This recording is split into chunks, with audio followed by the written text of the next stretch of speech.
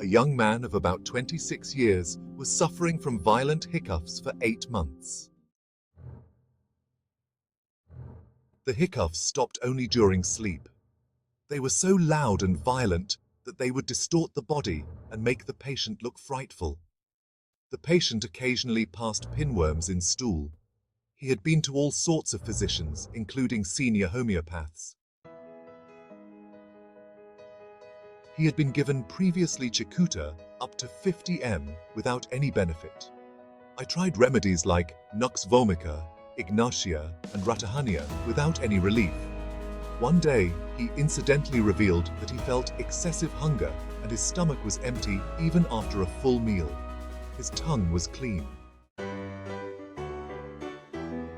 I prescribed the homeopathic remedy CINA 200 hourly, and within the next 2 days, there was visible improvement and he was perfectly normal in 2 weeks.